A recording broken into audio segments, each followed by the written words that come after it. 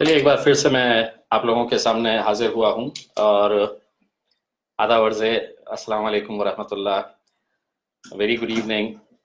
नमस्कार। मैं बहुत दिनों के बाद मैं आप लोगों के पास आया हूँ, लेकिन कुछ अच्छी बातें लेकर आया हूँ, कुछ हकीकत आपके सामने लेकर आया हूँ। क्या गलत हो रहा है ये बताने के लिए आया हूँ, और जो अच्छा है उसकी तारीफ भी करने के लिए आया हूँ। लेकिन चूंकि अब बहुत सारे लोगों को इस बात का इंतजार है कि अब 31 तारीख आ रही है, अब लॉकडाउन का पीरियड खत्म होने वाला है, आगे क्या होगा। तो एक अच्छी खबर ये है कि बहुत सारे दुकानदार मुझे फ़ोन करते हैं और ये कहते हैं कि साहब हमारा कारोबार कब शुरू होगा, कब हमारी दुकानें शुरू होगी। तो उनके लिए अभी अभी एक नया सर्कुलर जो आज ही के दिन निकला है, उस सर्कुलर के हिसाब से अब ये है कि 29 तारीख के दिन से ये एक्सपेरिमेंट किया जाएगा।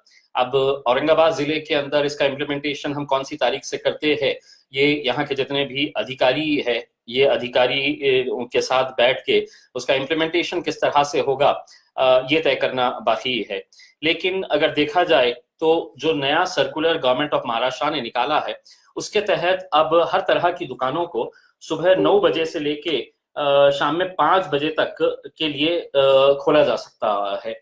यानी कि 9 से 5 हर तरह की दुकान जो है अपना कारोबार आप शुरू कर सकते हैं, लेकिन उसके लिए कुछ कंडीशंस डाली गई है। यानी कि आप ये समझ लीजिएगा कि जो राइट साइड की जो दुकानें हैं, अगर एक तरफ जितनी भी दुकानें हैं, अगर राइट साइड की अगर दुकानें जितनी भी है, तो एक दिन सिर्फ राइट साइड की दुकानें खुलेगी और दूसरे दिन लेफ्ट साइड की दुकानें खुलेगी।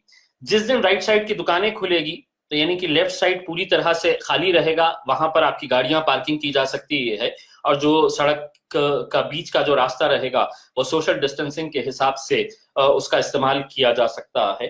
गवर्नमेंट ने कुछ कंडीशंस रखा है, दुकानदारों से ये कहा है कि सोशल डिस्टेंसिंग को मेंटेन करने के लिए दुकानों के सामने मार्किंग कर ली जाए कि ग्राहक कितनी दूर के डिस्टेंस के ऊपर खड़े रहना चाहिए। लेकिन मैं समझता हूँ ये एक अच्छा कदम है और सभी लोगों को इंतजार था, क्योंकि बहुत सारे लोग अब इस बात से परेशान थे कि हमारा कारोबार अब जल्द से जल्द शुरू होना चाहिए। तो इस नजरिए से ये सरकार के फैसले का हम स्वागत करते हैं, इस्तकबाल करता हूं मैं कि लेकिन औरंगाबाद के अंदर चूंकि गवर्नमेंट ऑफ महाराष्ट्र ने ये कहा है कि 29 तारीख के दिन से ये लागू किया जा सकता है, लेकिन लोकल एडमिनिस्ट्रेशन इसके ऊपर किस तरह से नजरिया रखते हुए ये 29 तारीख से इम्प्लीमेंटेशन किया जाएगा या 31 तारीख से किया जाएगा, ये यहाँ के जितने भी जिले के जिम्मेदार अधिकारी है, पदाधिकारी है, उन लोगों के साथ बैठकर इसके बारे में फैसला लिया जाएगा। दूसरी बात यह है कि एक सर्कुलर राशन कार्ड के ताल्लुक से भी निकला है। राशन के ताल्लुक से मुझे पर्सनली इस बात की बड़ी खुशी है कि इस लॉकडाउन के पीरियड में बहुत सारे गरीब लोगों को, जिन्हें ये नहीं पता था कि मेरा अधिकार कितना है राशन के ऊपर, अगर मुझे अनाज मिलना है तो मुझे कितना अनाज मिलना चाहिए, कितने पैसे में मिलना चाहिए, दुकानदार ने मेरे को अनाज देते वक्त मुझे जरूरी है, कंपलसरी है कि मुझे उसने अपना रसीद देना चाहिए, कितने पैसे में वो अनाज दे रहा है उसकी रसीद बाज़ाब्ता मिलनी चाहिए, और हर ग्राहक का ये राइट है। मुझे खुशी इस बात की है कि हमने इस दौरान, मैं जब भी लाइव पे आया हूं फेसबुक के ऊपर, मैंने लोगों को एक जागरूकता निर्माण करने का, एक अवेयरनेस क्रिएट करने का काम किया हूं कि लोगों को अपना अधिकार, अपना हक समझना चाहिए कि आपको इतना अनाज आपके राशन कार्ड के ऊपर मिलना चाहिए, आपको फ्री का जो अनाज है वो फ्री का अनाज आपको, इतना अनाज आपको सरकार की तरफ से दिया जाना चाहिए। तो लोगों के अंदर एक जो जागरूकता आई, तो मैं समझता हूँ बहुत सारे लोगों ने इसका फायदा उठाया है। ये एक अलग बात है कि बहुत सारे राशन की दुकान वालों ने मुझे काफी कुछ कहा है कि ये ग्राहकों को मैंने जो समझाने का काम किया है, वरना हो ये रहा था कि दुकानदार अपनी मर्जी के हिसाब से काम कर रहा था। मैं एक बात सही मानों में अभी भी बताना चाहता हूं कि हर जिले के अंदर, मैं तो समझता हूं कि हर देश में पूरी हर जगह के ऊपर ये चलता है कि राशन की दुकानों का एक बहुत बड़ा सिंडिकेट काम करता है, और जो ये गरीबों का अनाज जो है ये ब्लैक में मार्केट के अंदर बेचता है। इस दौरान हमने भी बहुत कुछ स्टडी किया है, और चूंकि अब ये वक्त नहीं है कि हम इन मुद्दों को उठाए, लेकिन अगर ये सिस्टम अगर बेहतर नहीं हुआ तो मैं आपको यकीन दिलाता हूं कि मैं लोकसभा के आने वाले अधिवेशन के दौरान मैं ये मुद्दा पार्लियामेंट के अंदर उठाऊंगा। और जो जो लोग इसके अंदर शामिल है, और नेक्सस का मतलब ये है कि सिर्फ दुकानदार इसके अंदर शामिल है, ऐसा नहीं है। हकीकत ये है कि इसमें कई अधिकारी लोग भी शामिल है, कई एजेंट लोग शामिल है। दुकान किसी एक के नाम के ऊपर है, चला कोई और रहा है, उसको कमीशन दे दिया जाता है। बल्कि यहाँ तक ये है कि इतना बड़ा नेक्सस है कि किस लेवल के ऊपर ये कहाँ कहाँ मैनेज किया जाता है, किसको कितना हफ्ता दिया जाता है, ये भी सब जानकारी है। और मैं आप लोगों से भी गुजारिश करना चाहूंगा कि आप लोग भी अपने तौर के ऊपर इसकी जानकारी देते रहिएगा। ऑनलाइन अगर जाएंगे तो ग्राहकों को ये समझना चाहिए कि ऑनलाइन में आपको पता चलता है कि आपको अनाज कितना मिलना चाहिए और आपको कितना दिया जा रहा है। दुकानदार नाराज तो होगा ही, क्योंकि पहली मर्तबा उसके दुकान से सही तरह से अनाज मिल रहा है। अब एक बात जो पिछले 2 महीने से हम लोग चीख चीख कर कह रहे थे कि जिसके पास राशन कार्ड है उसे तो ये अनाज मिल रहा है, लेकिन जिन लोगों के पास राशन कार्ड नहीं है तो क्या वो भूखे मर जाए? उनके लिए कुछ नहीं होना चाहिए। तो आखिरकार सरकार ने ये फैसला लिया है और एक नया नोटिफिकेशन जारी करते हुए सरकार ने ये बताया है कि जिन लोगों के पास 19 तारीख का ये परिपत्रक है, जिसके अंदर लिखा है की कोणत्याही राज्य योजनेमध्ये समाविष्ट नसलेल्या विना सिद्ध पत्रिका धारकांना मे व जून 2020 या 2 महिन्याच्या कालावधीकरिता मोफत तांदूळ वितरित करण्यात येणार आहे। यानी कि मई और जून में उन लोगों को भी अनाज मिलेगा जिनके पास कोई राशन कार्ड नहीं है या जो कोई भी गवर्नमेंट की स्कीम के अंदर बैठते नहीं है। उन लोगों की लिस्ट तैयार करने का है, उन लोगों की लिस्ट तैयार करके डिस्ट्रिक्ट कलेक्टर ऑफिस में देने का है या म्युनिसिपल कमिश्नर ऑफिस के अंदर देने का है। उसके भी बहुत सारे नियम बनाए गए हैं। सिर्फ अफसोस इस बात का है कि बहुत देर कर दी ये नोटिफिकेशन निकाल कर। अगर ये शायद पहले निकल जाता तो बहुत सारे लोगों का, क्योंकि सरकार भी जानती है कि बहुत सारे ऐसे लोग हैं जो जिनके पास राशन कार्ड नहीं है। तो मैं उन लोगों का शुक्रिया अदा करूंगा, बहुत सारे एनजीओ जिन्होंने इस मौके के ऊपर गरीबों तक खाना पहुंचाने की कोशिश की है, प्रयत्न किया है। वो लोग अगर नहीं होते तो मेरे हिसाब से एक बहुत बड़ी गंभीर समस्या प्रशासन के सामने, सरकार के सामने होती। तो मैं उन तमाम लोगों का शुक्रिया अदा करता हूं। यानी कि अब ये है कि जिन लोगों के पास राशन कार्ड नहीं है उन लोगों की लिस्ट तैयार की जाए, वो लिस्ट तैयार करके डिस्ट्रिक्ट कलेक्टर के पास दिया जाए और प्रति व्यक्ति हर शख्स को जिसके पास राशन कार्ड नहीं है, चाहे वो डेली वेज वर्कर्स हो या माइग्रेंट लेबर हो, उनको प्रति व्यक्ति 5 किलो तांदूळ दिया जाएगा। यानी कि 5 किलो चावल उन लोगों को भी दिए जाएंगे। लेकिन उसका भी एक प्रोसेस है, उस प्रोसेस को फॉलो करते हुए ये राशन उन लोगों को दिया जाना है। तो एक अच्छा फैसला ये भी आया है, मैं इसका भी तहे दिल से शुक्रिया अदा करता हूँ। दूसरा मैं ये बताना चाहता हूं कि पिछले कुछ दिनों से औरंगाबाद के घाटी अस्पताल को लेकर कई सारी लोगों की शिकायतें आ रही थी और कुछ हद तक वो शिकायतें मैं समझता हूं कि सही भी है। एक खराब ये लगता है कि गवर्नमेंट एक तरफ ये कह रही है कि हमारे पास बेहिसाब पैसा है, पैसे की हम कोई कमी नहीं होने देंगे, और यहाँ पर भी डिस्ट्रिक्ट कलेक्टर ने बार बार ये कहा है कि हम पैसे की कमी नहीं होने देंगे। लेकिन क्या वजह है कि आज घाटी अस्पताल के अंदर कोई क्लास 4 एम्प्लॉई वहां पर काम करने के लिए तैयार नहीं है, कोई साफ सफाई करने के लिए तैयार नहीं है।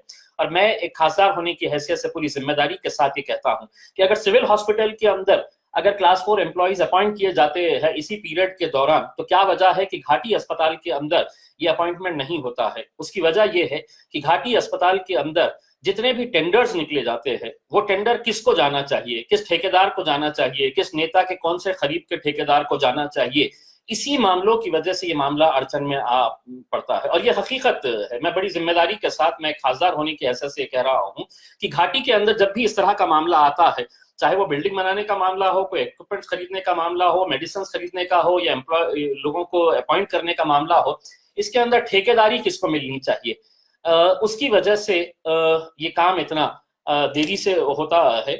और क्यों नहीं ये अपॉइंट किया जा रहा है जल्द से जल्द, जबकि वहाँ के डॉक्टर्स, वहाँ के नर्सेस मुझसे पर्सनली ये कहते हैं कि सर हम कब तक ये काम करेंगे। मैं उन तमाम डॉक्टर्स का शुक्रिया अदा करता हूं जो दिन और रात मेहनत कर रहे हैं, और मेहनत करने के बावजूद भी आज उन्हें जिस तरह का सेटिस्फैक्शन मिलना चाहिए वो इसलिए नहीं मिल रहा है कि डॉक्टर अपनी मेहनत बखूबी कर रहा है, लेकिन जिस प्रशासन की ये जिम्मेदारी है वो प्रशासन अपनी जिम्मेदारी बखूबी निभा नहीं रहा है। इस वजह से आज लोगों का गुस्सा डॉक्टरों के ऊपर फूट रहा है, नर्सेस के ऊपर फूट रहा है, वहां पर तैनात सिक्योरिटी फोर्सेस के ऊपर या सिक्योरिटी के ऊपर काम करने वाले लोगों के ऊपर फूट रहा है। एक उदाहरण के तौर के ऊपर आज मैं घाटी अस्पताल गया था, मेडिसिन वार्ड, जहां पर पूरे कोरोना के पेशेंट है। वहां पर संजय नगर का एक पेशेंट था, मेरे ख्याल से दाभाड़े नाम का, वो लड़का जिसके पिताजी का देहांत हो गया कल शाम 6 बजे, उनका देहांत हुआ, संजय नगर का रहने वाला है, और आज शाम 6 बजे तक उनकी बॉडी नहीं दी गई है। अब स्वाभाविक है कि उसके घर वालों के ऊपर क्या बीत रही होगी कि 24 घंटे तक हमारे को ये नहीं मिल रहा है। ऐसे बहुत सारे केसेस है कि जहां पर सिर्फ एक प्रोसीजरल डिले जिसे हम कहते हैं कि कागजी खानापूर्ति के वजह से बताया यह गया है कि साहब नहीं, उसका मेडिकल जो कोविड का टेस्ट आना था वो कोविड का टेस्ट बराबर से नहीं आया है, दोबारा लेना है। अरे उसके पिताजी मर चुके हैं, अब उन्हें अंतिम संस्कार के लिए आप इज्जत से उनकी बॉडी दे दीजिएगा ताकि वो परिवार वाले कम से कम अपने घर वालों का अंतिम संस्कार कर सके। या कोई ऐसे लोग जिनकी जैसा आज आसिफिया कॉलोनी के अंदर 2 मौतें हुई, वो उनके लिए भी यही है। दिक्कत कहाँ आ रही है, कोई अगर मर जाता है तो वहां पे उसके रिश्तेदार को कॉर्पोरेशन जाना पड़ता है मेडिकल सर्टिफिकेट लाने के लिए। क्या प्रशासन को इतना समझ में नहीं आ रहा है कि इतनी सारी मौतें हो रही है तो उनके परिवार वालों को इतना घुमाया फिराया क्यों जा रहा है? क्या एक क्लर्क महानगर पालिका का घाटी अस्पताल के अंदर नहीं बैठ सकता है रजिस्टर लेके और वहीं का वहीं डेथ सर्टिफिकेट इश्यू कर ले? या कम से कम हम टेक्नोलॉजी की बात करते हैं तो ऑनलाइन प्रोसेस के जरिए 10 मिनट के अंदर मेडिकल सर्टिफिकेट आ जाना चाहिए। मेडिकल सर्टिफिकेट नहीं मिल रहा है तो डिले हो जा रहा है।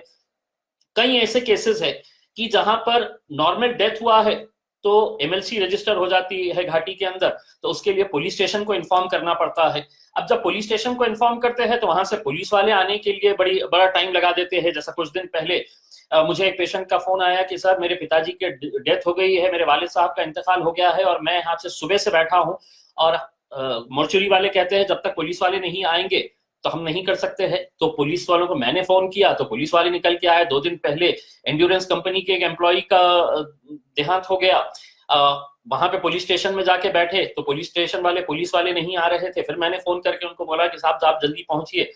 तो ये जो प्रोसीजरल डिलेज जो है ये मेरे हिसाब से ये कम किए जा सकते हैं, क्योंकि एक तरफ हम ये भी समझते हैं कि पुलिस डिपार्टमेंट हो, मेडिकल डिपार्टमेंट हो, ये बहुत स्ट्रेस्ड आउट हो गया है, लेकिन दूसरी तरफ ये बात भी सही है कि जो लोग जिनके घर में डेथ हुई है वो लोगों के बारे में भी सोचना चाहिए कि उनकी मानसिकता क्या है, उनके अंदर जो डर का एक भाव है वो भाव को देखते हुए उनकी फीलिंग्स को भी समझना चाहिए। और मेरे हिसाब से ये कोई बहुत बड़ा काम नहीं है। अगर म्युनिसिपल कमिश्नर ने चाहा तो कल का कल एक क्लर्क को बिठा के घाटी के अंदर बिठा दें कि डेथ सर्टिफिकेट वहीं का वहीं इशू कर दीजिएगा। आप पुलिस स्टेशन से पुलिस आने की जरूरत ही नहीं है, एक सेपरेट पुलिस टीम बना दी जाए और वहां पर जिसका भी पंचनामा करना है वो पंचनामा कर दे और कंसर्न पुलिस स्टेशन को आप रिपोर्ट अपनी भेज दे। तो ये जो प्रोसीजरल डिलेज है ये क्यों नहीं एड्रेस किए जा रहे हैं, ये यहाँ के इंचार्ज लोग ही बता सकते हैं। मैंने अपना सुझाव तो इस बारे में रख ही दिया है। दूसरा ये है कि जल्द से जल्द मैं चाहूंगा कि एम्प्लॉइज का रिक्रूटमेंट कर लिया जाए। एक बात यह है कि अभी अभी पता चला है कि अभी महाराष्ट्र सरकार ने एक नया फरमान जारी किया है मुंबई पुलिस ने कि जो भी सरकार को क्रिटिसाइज करेंगे इस दौर के अंदर उसके खिलाफ कानूनी कार्रवाई की जाएगी। मेरे हिसाब से ये लोकतंत्र है और लोकतंत्र के अंदर जो अच्छा है जो बुरा है वो सब आपको सुन के लेना, एक्सेप्ट करना चाहिए। इस तरह के अगर फरमान अगर आप जारी करेंगे, यहाँ तक कहा गया नोटिफिकेशन के अंदर कि अगर आप सरकार की आलोचना करते हैं, क्रिटिसाइज करते हैं, तो under section 188 of IPC Indian penal code आपके खिलाफ कार्रवाई की जाएगी। मैं देखिए सुप्रीम कोर्ट का बहुत आदर करता हूं, हमारे देश की सर्वोच्च न्यायालय है और सुप्रीम कोर्ट जब कल के दिन एक फैसला सुनाती है कि सुप्रीम कोर्ट बहुत चिंतित हुआ कि जो माइग्रेंट वर्कर्स है उन लोगों के बारे में सुप्रीम कोर्ट ने आखिरकार दखल ली। मैं हिंदुस्तान की जनता की तरफ से सुप्रीम कोर्ट का बहुत बहुत धन्यवाद अदा करता हूं। कि 2 महीने के बाद, 2 महीने से ज्यादा का वक्त होने के बाद सुप्रीम कोर्ट को यह एहसास हुआ और यह दिखा कि हाँ, माइग्रेंट वर्कर्स जो सड़कों के ऊपर निकल रहे हैं, जो कई सारे लोग तपती धूप के अंदर अपने मंजिल तक पहुंचते पहुंचते दम तोड़ दिए हैं, वो लोग के बारे में सुप्रीम कोर्ट ने ये जब दखल ली तो मुझे ऐसा लगा कि बहुत देर कर दी।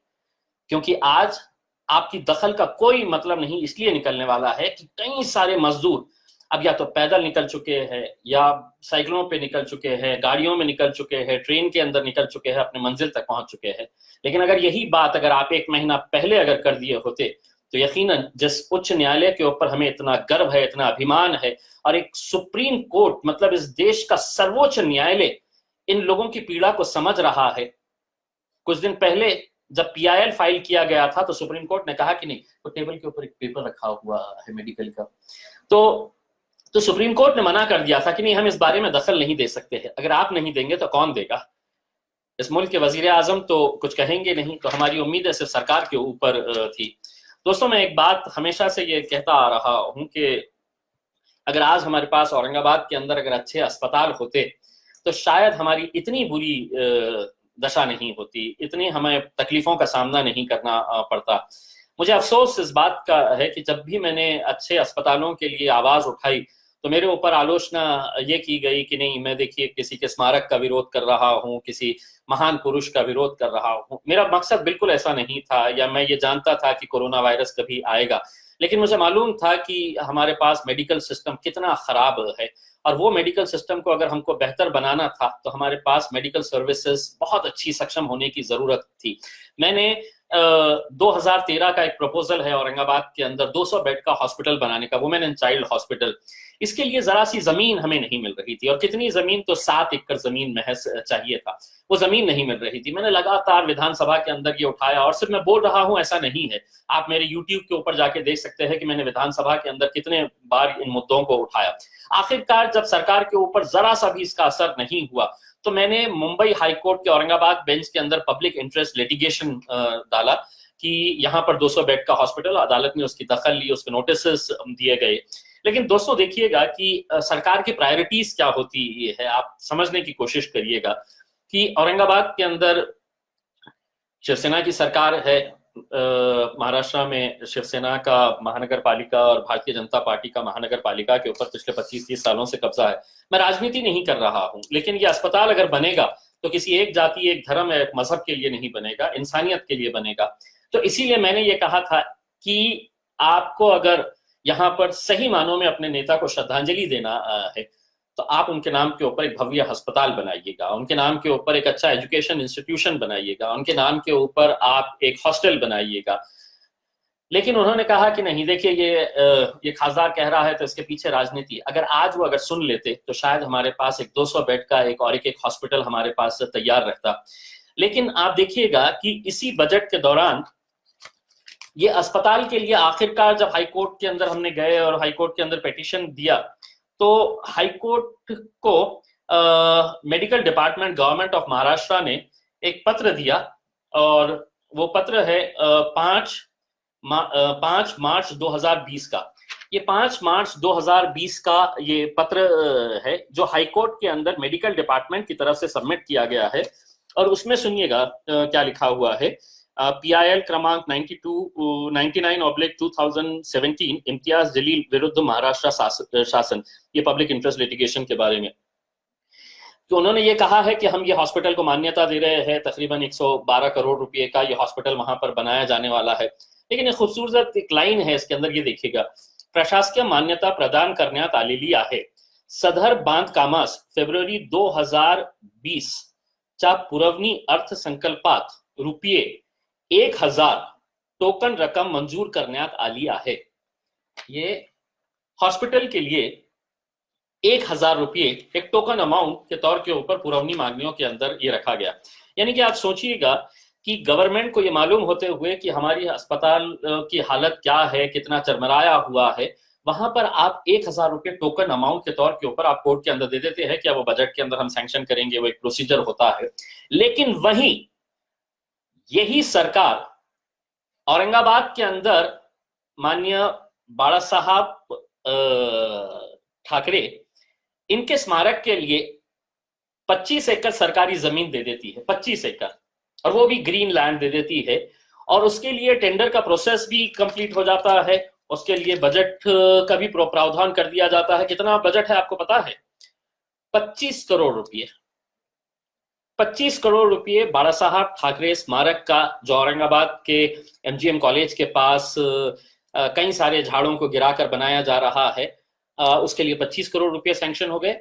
और क्रांति चौक का जो दूध डेयरी का है, जिसके लिए मैंने ये प्रस्ताव रखा था कि यह दूध डेयरी की जगह के ऊपर एक भव्य आप अस्पताल बनाए और उसको नाम दे दीजिएगा आप। हमें नाम में कोई मतलब नहीं है, अगर आपको देना है आप ये अस्पताल का नाम माननीय गोपीनाथ मुंडे साहब के नाम पे दे दीजिएगा। मैं भी मानता हूं ये दोनों ही नेता अपनी अपनी राजनीतिक पार्टियों के तौर के ऊपर एक लोक नेता की हैसियत से थे। आप उनको अगर श्रद्धांजलि देना चाह रहे हैं तो एक भव्य हॉस्पिटल बनाया जाए और उस हॉस्पिटल का नाम दे दीजिएगा। आपको गोपीनाथ मुंडे साहब के नाम के ऊपर देने का है, हम भी उसका समर्थन करेंगे।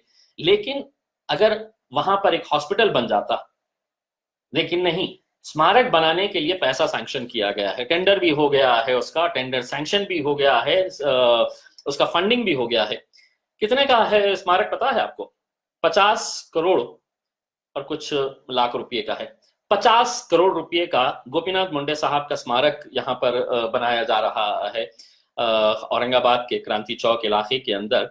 और अस्पताल के लिए, उसी जगह के ऊपर अस्पताल बनने के लिए 1000 रुपया यहाँ पर जो दिया जा रहा है, वो मेरे हिसाब से ये बात को दर्शाता है कि कहाँ पर हम हमारी प्राथमिकताएं क्या है, हम किसी ना किसी को खुश करने के लिए किस हद तक चले जाते हैं। और आखिर में मैं जब ये कहता हूँ, जब मैंने उन मजदूरों को रेलवे के नीचे कुचल कर मरते हुए देखा, और जब उस दिन मैं पटरियों के ऊपर गया था, तो मैंने कहा था ये एक्सीडेंट नहीं है, ये हत्या है।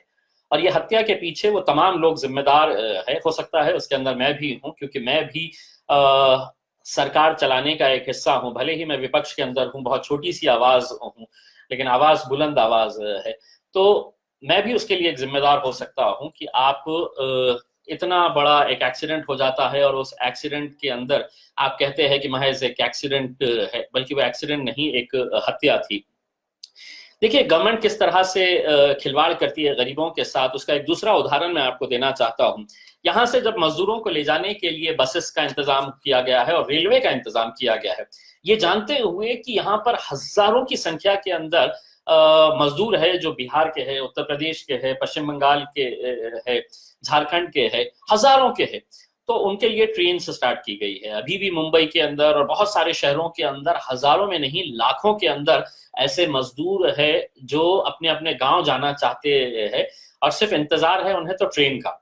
लेकिन अब ट्रेन जब यहाँ से औरंगाबाद से स्टार्ट की गई तो हम खुद गए थे ट्रेन के अंदर, वहां पर उन मजदूरों को छोड़ने के लिए, क्योंकि जो हेल्प डेस्क मैंने स्टार्ट किया था, क्या कम से कम वहां से 10,000 लोगों ने रजिस्ट्रेशन कराए थे। तो मुझे खुशी इस बात की है कि मेरी टीम ने उन 10,000 लोगों को ऐसी मदद पहुंचाई है कि आज कम से कम वो अपने घर पहुंच गए हैं। और यकीनन उनका आशीर्वाद, उनके परिवार वालों का आशीर्वाद, उनके घर वालों की दुआएं हमारे साथ है कि ऐसे मुश्किल घड़ी के हमने उनका साथ दिया। लेकिन जब ट्रेन के अंदर हमने जाकर देखा तो ट्रेन के अंदर ये बताया गया कि साहब इसके अंदर हमको सोशल डिस्टेंसिंग मेंटेन करना है। और सोशल डिस्टेंसिंग मेंटेन कैसा करना है, तो ट्रेन की जो बर्थ होती है उस बर्थ के ऊपर सिर्फ 2 ही लोग बैठेंगे, यानी कि ट्रेन के कंपार्टमेंट के अंदर सिर्फ 4 ही लोग बैठेंगे। अब मैंने जब वहां पर गया तो मैंने ये कहा कि साहब ये जो बच्चे हैं, ये जो माइग्रेंट्स है, ये एक एक रूम के अंदर 8-8, 10-10 मजदूर रहते हैं। ये इतने दिनों तक सोशल डिस्टेंसिंग का नहीं है, आज इनको घर पे जाने की बारी आई तो आप सारे कायदे कानून सोशल डिस्टेंसिंग की बात कर रहे हैं। जब आपने शराब के बारे में फैसला लिया था तो लोग एक दूसरे के आंख के ऊपर चढ़कर जा रहे थे, तब आपको सोशल डिस्टेंसिंग का एहसास नहीं हुआ था। आपको तो ये चाहिए था कि हमें पैसा कितना मिलेगा करके। आज यही गरीब है तो उसके लिए ये कानून। तो फिर सरकार ने प्लेन्स की इजाजत दे दी, हवाई जहाज हम शुरू करेंगे करके, और प्राइवेट एयरलाइंस के साथ एयर इंडिया को भी इजाजत दे दी गई है। आप बहुत सारे नेट के ऊपर जाकर देख लीजिएगा, बहुत सारे फोटोज देख लीजिएगा, और उन फोटोज के अंदर आपको एक चीज दिखाई देंगी कि पहले सरकार ने यह फैसला किया कि जो हवाई जहाज के अंदर 3 सीटें लगातार होती है, जो बिल्कुल बाजू बाजू एकदम लग के होती है कि मेरा कंधा इनके साथ लग सकता है, एकदम तीनों के अंदर कोई डिस्टेंस नहीं होता है, सोशल डिस्टेंसिंग नाम की कोई चीज नहीं होती है। तो सरकार ने यह फैसला पहले लिया कि बीच की जो सीट रहेगी वो खाली रहेगी, वो हम बेचेंगे नहीं, और सिर्फ 3 की जगह 2 पैसेंजर्स जाएंगे, बीच की सीट खाली रख दी जाएगी। लेकिन प्राइवेट एयरलाइंस है, किसी ना किसी का इंटरेस्ट होता है, सरकार में बैठे हुए लोगों का इंटरेस्ट होगा, और उनका क्या एग्रीमेंट है उनके साथ, क्या अंडरस्टैंडिंग है उनके साथ, कि आप अच्छी तरह से जानते हैं। पता चला कि ये बीच वाली सीट का मामला हटा दिया गया है। अब जितने भी प्लेन्स चलाए जा रहे हैं उन प्लेन्स के अंदर 3 पैसेंजर्स एक साथ मिलकर बैठ के जा रहे हैं 3 घंटे, लेकिन ट्रेन के अंदर कहते हैं कि नहीं, वो गरीब है तो उसको नहीं, हम एक एक ही जाने देंगे, एक ही बर्थ के ऊपर एक एक ही जना जाएगा, बैठेगा भी एक ही जना। तो आप ये सोचिएगा कि क्या सरकार का एग्रीमेंट तो हुआ है कोरोना वायरस के साथ कि नहीं साहब, अगर आप प्लेन में अगर जाएंगे तो मैं बिल्कुल सताऊंगा नहीं पैसेंजर्स को, किसी भी तरह से उनको परेशान नहीं करूंगा, लेकिन ट्रेन के अंदर मैं आपको बराबर, अगर आप दूर दूर नहीं बैठेंगे तो मैं तो अटैक करूंगा करके। तो ये जो डुअल पॉलिसी है सरकार की, ये क्यों है? मतलब गरीबों को और कितना परेशान किया जाएगा? मुझे मालूम है कि मैं क्रिटिसाइज कर रहा हूं, लेकिन ये राइट है मेरा, क्योंकि ये डेमोक्रेटिक कंट्री है, और डेमोक्रेटिक कंट्री के अंदर मुझे बोलने का अधिकार है, मुझे अपनी शिकायत रखने का पूरा अधिकार है। लेकिन आप ये नियम बनाते हुए एयरलाइंस के लिए एक अलग कानून बना रहे हैं और आप रेलवेज के लिए एक अलग कानून बना रहे हैं। तो मेरे हिसाब से ये बहुत ही दुर्भाग्यपूर्ण बात है कि आज इस तरह से ये फैसले लिए जा रहे हैं। मैं सिर्फ इतना उम्मीद करूंगा कि अब हम 31 तारीख के दिन करीब आ रहे हैं, बहुत उम्मीद है, और कि हम लोग ने बहुत अच्छे तरीके से इसको हैंडल किया है। ये अलग बात है कि कई इलाकों के अंदर जिस तरह से सील किया गया था, मैं कतई इस बात के फेवर में नहीं हूं कि जिस तरह से सील कर दिया गया था, ऐसा था कि मतलब वहां से अगर किसी को इमरजेंसी के लिए भी बाहर निकलना होता है तो छोटा सा स्पेस तक नहीं छोड़ी गई थी। तो मैं उसका जमकर, मेरी नाराजगी भी मैंने दर्ज कराया हूं। तो बहुत ही मतलब गलत तरीके का ये डिसीजन था कि पूरे एरिया को आपने बैम्बूज लगा के, टीन के शेड्स लगाकर सील कर दिए है। अगर किसी को इमरजेंसी के लिए भी अगर बाहर जाना है तो वो बाहर नहीं आ सकता था, क्योंकि आपने इस तरह का, अगर किसी लेडीज को अगर किसी जरूरत काम से या किसी दूसरे हॉस्पिटल में जाने के लिए भी अगर रहता तो उनके लिए ये पॉसिबल नहीं था। तो मेरे हिसाब से ये जिस किसी ने भी फैसला किया है बहुत ही गलत फैसला था। इससे लोगों के अंदर नाराजगी बड़ी बड़ी है, लेकिन उसके बावजूद भी लोगों ने पूरी तरह से कोऑपरेट किया है, इसीलिए मैं लोगों का तहे दिल से शुक्रिया अदा करता हूं। मैं घाटी अस्पताल के तमाम डॉक्टर से यही कहना चाहूंगा कि आप लोग बहुत मुश्किल घड़ी के अंदर काम कर रहे हैं, लेकिन एक बात मैं कहना चाहता हूं कि गवर्नमेंट पैसा बहुत देती है, लेकिन अल्टीमेटली अगर उस पैसे का सही मानों में अगर इस्तेमाल नहीं होता है तो आप लोगों को उसका टारगेट बनाया जाता है। पब्लिक समझती है कि देखिए ये डॉक्टर्स हमारा साथ नहीं दे रहे हैं। इसीलिए जब कोरोना वायरस खत्म हो जाएगा तो मैं इंडियन मेडिकल एसोसिएशन से ये कहूंगा कि गवर्नमेंट हॉस्पिटल्स या गवर्नमेंट के डॉक्टर्स जितने भी है, ये सब यूनाइटेड खड़े रहिएगा, अपनी आवाज उठाइएगा, अपनी आवाज बुलंद करिएगा और सरकार से ये कहिएगा कि हमको ये फैसिलिटीज चाहिए। अगर ये फैसिलिटी अगर नहीं प्रोवाइड की गई तो आगे हम काम करेंगे या नहीं करेंगे। ये कोरोना वायरस के बाद आप लोगों को एक फर्म स्टैंड लेना पड़ेगा, वरना होगा ये कि आपकी खामोशी आप लोगों को कहीं पब्लिक के गुस्से का सामना करने पर ना मजबूर कर दे। तो इसीलिए डॉक्टर्स को, मेडिकल स्टाफ को, तमाम गवर्नमेंट हॉस्पिटल्स की टीम को मैं रिक्वेस्ट करना चाहूंगा कि आप लोगों को एक फर्म स्टैंड लेना पड़ेगा कि हमारे को ये फैसिलिटीज देना। आज हकीकत ये है कि इतना पैसा अगर आ रहा है तो पीपीई किट्स क्यों नहीं एबंडेंट है, जो सेफ्टी गेयर्स जो चाहिए है वो क्यों नहीं है, क्या वजह है कि क्लास 4 एम्प्लॉइज को आप अपॉइंट नहीं कर पा रहे हैं। हर बार ठेकेदारी ठेकेदारी ठेकेदारी के अंदर कितना वक्त, कितनी जाने जा रही है। तो इसके ताल्लुक से जल्द फैसला ले।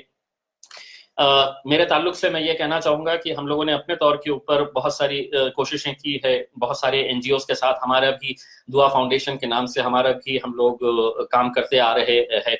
अभी हमने चूंकि अब रमजान खत्म हो गया है तो हमने कम्युनिटी किचन एक तैयार किए है, जो सेंट्रलाइज्ड किचन है पाकिज़ा फंक्शन हॉल के अंदर, और वहां पे हम लोग खाना बना के अब हर गरीब बस्ती के अंदर भेजने की हमारी जितनी हैसियत है उसके हिसाब से हम लोग भेज रहे हैं।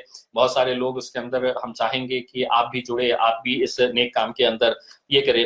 कुछ लोगों की एक आदत होती है कि सोशल मीडिया के उस दौर के अंदर है कि जिस इंसान का अपने घर के अंदर कोई सुनता नहीं है वो देश को भी ज्ञान बांटने के लिए निकलता है। और कुछ लोगों की आदत है कि ये क्या कर रहा है, इसने अभी तक क्या किया, वो उसने अभी तक क्यों नहीं दिख रहा है करके। ये वो लोग हैं जो जिंदगी में खुद तो कुछ नहीं करेंगे, इनका काम सिर्फ यही है कि इसके ऊपर उंगली उठाना, इसके ऊपर कुछ इल्जाम लगा देने का। तो ऐसे लोगों को बहुत ज्यादा इनके तवज्जो देने की जरूरत नहीं है। जैसा कुछ दिन पहले मैंने देखा था कि एक सब्जी वाले साहब ने मेरे सब्जी फेंक कर कहा कि इम्तियाज जलील क्या कर रहे हैं करके।